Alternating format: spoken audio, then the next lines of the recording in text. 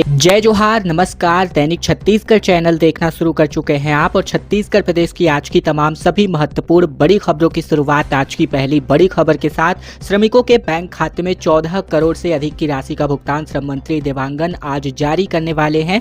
दरअसल छत्तीसगढ़ के श्रम मंत्री लखनलाल देवांगन आज प्रदेश की 37,000 से अधिक श्रमवीरों और उनके परिवारजनों को खाते में 14 करोड़ 83 लाख रुपए की राशि अंतरित करेंगे। श्रम विभाग के तीनों मंडल, जिसमें भवन एवं अन्य श्रम निर्माण कर्मकार कल्याण मंडल, संगठित कर्मकार राज्य सामाजिक सुरक्षा मंडल और श्रम कल्याण मंडल के माध्यम से योजनाओं का सफल क्रियान्वयन हो रहा है। इसी का परिणाम है कि जनवरी से लेकर नवंबर 2024 तक श्रमिकों को विभिन्न योजनाओं के माध्यम से 375 करोड़ रुपए अभी तक अंतरित किए जा चुके हैं। आज श्रम मंत्री लखनलाल देवांगन अटल नगर नवा रायपुर स्थित छत्तीसगढ़ भवन एवं अन्य सनिर्माण कर्मकार कल्याण मंडल के कार्यालय में शाम 4 बजे 37,355 हितग्राहियों के खाते में ये राशि अंतरित करने वाले हैं।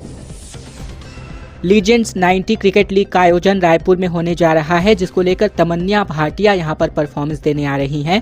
दरअसल बात करें तो Shaheed Veer Narayan Singh international cricket stadium में कई बॉलीवुड स्टार्स के साथ परफॉर्मेंस यहां पर होने जा रहा है, जिसमें रायपुर में 6 से लेकर 18 फरवरी तक इंटरनेशनल लीजेंड्स 90 क्रिकेट लीग आयोजित होने वाला है, जिसमें cricketer Chris Gayle, Harbhajan Singh, Suresh Raina, Yuvraj Singh खेलते नजर आएंगे। इसमें छत्तीसगढ़ के खिलाड़ी भी अपना हुनर दिखाएंगे। इसके पहले लीजेंड्स 90 क्रिकेट लीग को श्रीलंका में आयोजित किया गया था। यह भी चर्चा है कि सोनू निगम, हार्डी संधू, विशाल मिश्रा जैसे सिंगर्स भी यहां पर अपनी परफॉर्मेंस देने वाले हैं। आयुष्मान खुराना समेत कई एक्टर्स भी रायपुर में होने वाले इस क्रिकेट इवेंट में दिखने वाले हैं। धर्मांतरण पर एक नया कानून छत्तीसगढ़ पर बनने जा रहा है, जहां धर्म परिवर्तन करना अब आसान नहीं होगा। दरअसल छत्तीसगढ़ में धर्मांतरण के मामले लगातार बढ़ते जा रहे हैं, जिसको लेकर के अब छत्तीसगढ़ सरकार धर्म स्वातंत्र्य कानून बनाने जा रही है, जिसमें धर्मांतरण रोकने संबंधित कई अहम प्राविधान किए जा रहे हैं। छत्तीसगढ़ में धर्मांतरण के मामले लगातार बढ़ते हुए देखते हुए अब राज्य में धर्म स्वातंत्र्य कानूनों को लेकर के उल्लंघन या फिर जबरदस्ती धर्म परिवर्तन कराने वालों को कड़ी सजा का प्रावधान इसमें दिया जाएगा। बढ़ते धर्मांतरण को रोकते हुए राज्य सरकार धर्म स्वातंत्र्य कानून को लेकर के अब बड़ा बयान जारी कर रही है। इसके अलावा प्रावधान में छत्तीसगढ़ को लागू किया जाएगा, जहां जानकारी के अनुसार 8 से 10 राज्यों के कानूनों की बारीकियों को ध्यान में रखकर ड्राफ्ट और डिजाइन तैयार किया जा रहा है। छत्तीसगढ़ में बर्खास्त बीएड सहायक शिक्षकों के समर्थन में सरकारी टीचर्स अपने एक दिन की सामूहिक छुट्टी लेकर सामूहिक प्रदर्शन करने की फिराक में नजर आ रहे हैं। छत्तीसगढ़ के सरकारी टीचर्स ने बर्खास्त बीएड सहायक शिक्षकों का समर्थन किया है। सरकारी टीचर्स स्कूल बंद करके एक दिन की छुट्टी लेकर सहायक शिक्षकों के साथ प्रदर्शन करने की रणनीति तैयार कर रहे हैं। शालेय शिक्षक संघ के प्रदेश अध्यक्ष वीरेंद्र दुबे ने मंगलवार को तूता धरना स्थल पहुंचकर कहा कि सभी शिक्षक संगठनों से इसे लेकर बातचीत चल रही है। इसी समर्थन में प्रदेश भर के टीचर्स एक दिवसीय अवकाश पर रहेंगे। वीरेंद्र दुबे ने कहा कि बीएड सहायक शिक्षकों को नौकरी से निकाले जाने का जो फैसला राज्य सरकार ने किया है, उसका शालेय शिक्षक संघ विरोध कर रहा है, क्योंकि मेरिट के आधार पर ही इन शिक्षकों का चयन हुआ था और नौकरी से निकाल दिए जाने के बाद सभी 2900 शिक्षकों के सामने रोजी रोटी का संकट आन पड़ा है। ऐसे में सरकार अपने फैसले पर पुनर्विचार करे, ये शालेय शिक्षक संघ के अध्यक्ष वीरेंद्र दुबे ने कहा। निकाय और पंचायत चुनाव की वोटिंग एक साथ नहीं होगी। मंत्री साहब ने कहा कि अलग अलग चरणों में मतदान होगा। दरअसल छत्तीसगढ़ में नगरीय निकाय चुनाव की वोटिंग एक साथ नहीं होगी, लेकिन निकाय और पंचायत चुनाव के कार्यक्रम एक साथ घोषित किए जाएंगे, जिसको लेकर दोनों चुनाव को लेकर आचार संहिता लगने वाली है। अलग अलग चरणों में वोटिंग होगी और 30 से 35 दिनों के भीतर ही पूरी प्रक्रिया समाप्त कर ली जाएगी। यह स्पष्ट किया है प्रदेश के नगरीय प्रशासन मंत्री अरुण साव ने। बीते दिन उन्होंने मीडिया से बातचीत में कहा कि दोनों चुनाव एक साथ घोषित होंगे। आरक्षण की प्रक्रिया पूरी कर ली गई है। आरक्षण की जानकारी राज्य निर्वाचन आयोग को भेजी जा रही है और इसके बाद राज्य निर्वाचन आयोग के कार्यक्रम घोषित करने वाले हैं। उन्होंने स्पष्ट रूप से कहा कि मतदान अलग अलग चरणों में ही होने वाले हैं। बालोद में नालंदा परिसर और ऑडिटोरियम का निर्माण होने जा रहा है, जहां सीएम विष्णुदेव साय ने इसकी घोषणा करी है। मुख्यमंत्री विष्णुदेव साय ने बालोद जिले में 141 करोड़ के विकास कार्यों का लोकार्पण और भूमि पूजन किया। वहीं हितग्राही सम्मान कार्यक्रम में शिरकत करते नजर आए। सीएम ने यहां 115 विकास कार्यों के साथ ही बालोद में नए भाजपा कार्यालय का भी लोकार्पण किया। वहीं नालंदा परिसर और 400 सीटर ऑडिटोरियम बनाने की घोषणा करी गई। सीएम साय ने कहा कि मटिया मोती बांध के लाइनिंग कार्य होने की वजह से अब आसानी से किसानों के खेतों में पानी पहुंच पाएगा। उन्होंने कहा कि इस साल धान खरीदी का लक्ष्य बढ़ेगा। धान खरीदी के अंतर की राशि का भुगतान एकमुश्त खाते पर भेजा जाएगा। छत्तीसगढ़ में 15 जनवरी से पहले मंत्रिमंडल विस्तार की चर्चा है, जहां सलीम राज को कैबिनेट मंत्री का दर्जा मिला है, तो वहीं बीजेपी कार्यालय में एक बड़ी बैठक को अंजाम दिया गया। छत्तीसगढ़ में भाजपा के कई सीनियर विधायक मंत्री बनाए जाने का इंतजार कर रहे हैं। इसी कड़ी में छत्तीसगढ़ सरकार ने भाजपा के एक नेता को कैबिनेट मंत्री का दर्जा दिया है। इस आदेश की कॉपी के साथ ही अब प्रदेश में एक बार फिर से मंत्रिमंडल के विस्तार को लेकर भी चर्चाएं शुरू हो चुकी हैं। सामान्य प्रशासन विभाग ने भाजपा नेता और वक्फ बोर्ड के प्रमुख डॉक्टर सलीम राज को कैबिनेट मंत्री का दर्जा दिया है। मंत्रालय से इसे लेकर आदेश जारी हुआ है। बोर्ड के कामकाज को लेकर सलीम राज पूरे प्रदेश में घूम रहे हैं। मस्जिदों में तकरीर को लेकर दिए जाने के आदेश की वजह से जगह जगह उनका विरोध भी हुआ था। एचएमपीवी वायरस को लेकर छत्तीसगढ़ सरकार ने एक टीम गठित कर दी है। छत्तीसगढ़ में एचएमपीवी वायरस को लेकर छत्तीसगढ़ सरकार ने एक टीम गठित की है, जहां केंद्र से मिले गाइडलाइंस के मुताबिक 5 सदस्यों के टेक्निकल टीम का गठन किया गया है। ये टीम समय पर वायरस से जुड़े अपडेट सुझाव स्वास्थ्य विभाग को सौंपने वाली है। इसके पहले मंगलवार को स्वास्थ्य मंत्री ने एक बैठक भी बुलाई थी, जिसके बारे में हमने आपको जानकारी भी दी थी। विभाग के अधिकारियों से उन्होंने वायरस के जो भी केसेस सामने आए हैं उन पर बातचीत की, साथ ही प्रदेश में जांच और किसी भी आपातकालीन परिस्थिति से निपटने की तैयारी की रिपोर्ट भी ली जा रही है। अफसरों ने मंत्री को बताया कि स्वास्थ्य विभाग में किसी भी प्रकार की आपात स्थिति के लिए पूरी तरह तैयारी कर ली गई है। मंत्री श्याम बिहारी जायसवाल ने कहा कि एचएमपीवी वायरस से घबराने की जरूरत नहीं है। प्रदेश में कोई भी इमरजेंसी सिचुएशन नहीं है।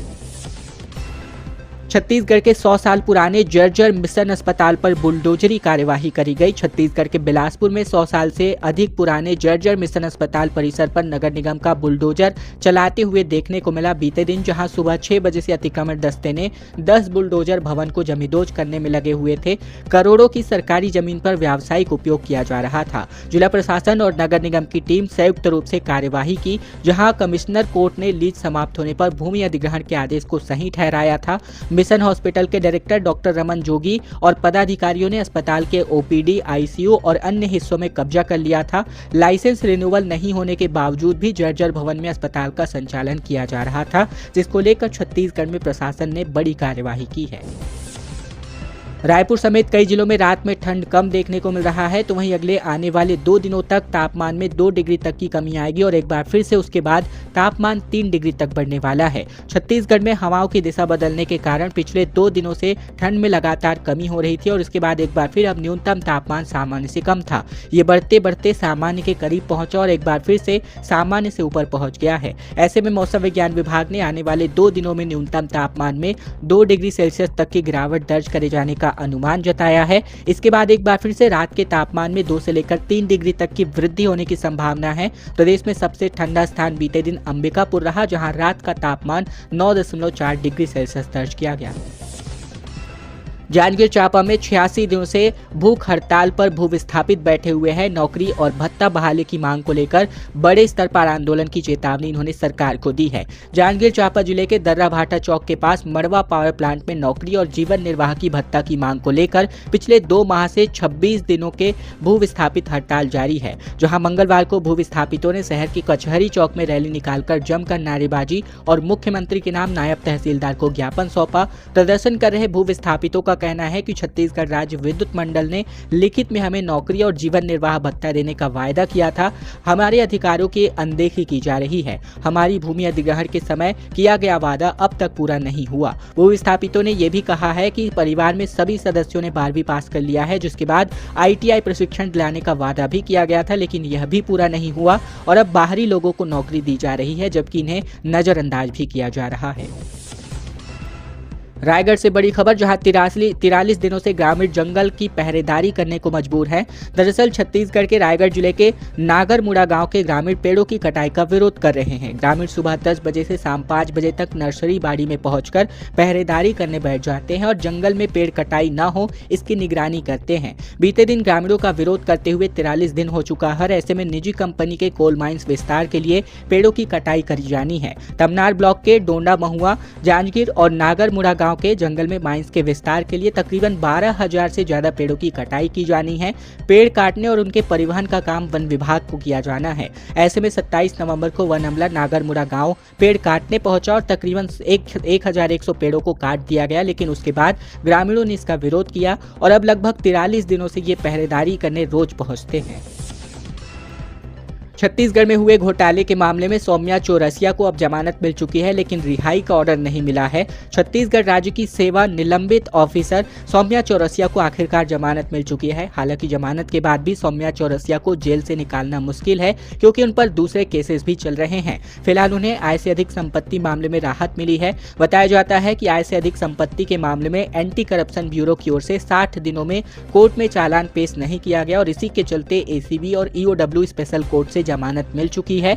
एसीबी की ओर से उन पर कोल लेवी घोटाले का भी केस दर्ज किया गया है। सौम्या चौरसिया के वकील फैजवी रिजवी ने बताया कि 7 जनवरी को जमानत याचिका लगाई गई थी, जहां सौम्या चौरसिया जिन धाराओं के अंतर्गत केस इन पर दर्ज हुआ है उनमें 4 साल से लेकर 10 साल तक की सजा का प्राविधान है। रायपुर में आज 33 टंकियों से पानी नहीं आएगा। 6 घंटे निगम का वाटर शटडाउन होगा और एक बार फिर फिल्टर प्लांट के वाल्व बदले जाने हैं। रायपुर में आज शाम पानी की सप्लाई प्रभावित रहने वाली है। नगर निगम से 150 एमएलडी फिल्टर प्लांट में पाइपलाइन की मरम्मत के लिए 6 शटडाउन लिया जा रहा है, जहां मेंटेनेंस के दौरान शहर की 33 पानी टंकियों से पानी की सप्लाई बाधित रहेगी, जिससे शहर के कई वार्डों में पानी शाम को नहीं पहुंचेगा। निगम अधिकारियों से मिली जानकारी के मुताबिक 150 एमएलडी फिल्टर प्लांट से ही शहर की 29 और 80 एमएलडी प्लांट से ही 4 बड़ी पानी टंकियों को सप्लाई किया जाता है।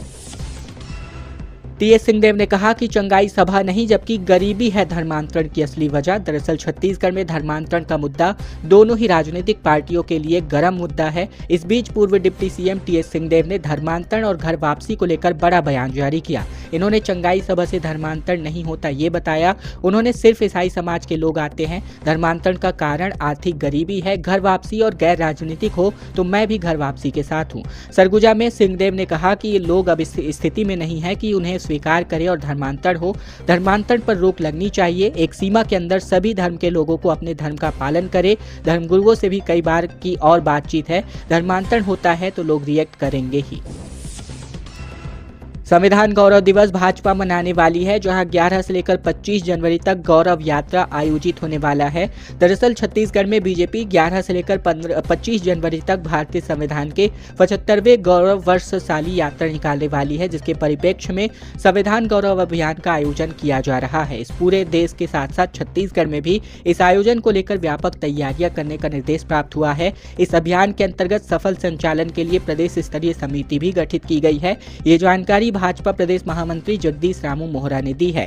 भाजपा प्रदेश महामंत्री सी रोहरा ने बताया कि पार्टी के प्रदेश अध्यक्ष किरण सिंहदेव के निर्देशानुसार संविधान गौरव दिवस अभियान हेतु गठित किए गए प्रदेश स्तरीय समिति के संयोजक के द्वारा पूर्व नेता प्रतिपक्ष चंदेल इनको बनाया गया है। जेसीसीजे का कांग्रेस में विलय अटक चुका है। पार्टी में इसका विरोध किया जा रहा है। छत्तीसगढ़ कांग्रेस में पूर्व मुख्यमंत्री अजीत जोगी की बनाई गई पार्टी का विलय होना मुश्किल नजर आ रहा है। पार्टी के भीतर ही कई कलह देखने को मिल रहे हैं, जहां कार्यकर्ता जोगी परिवार की वापसी के विरोध में हैं।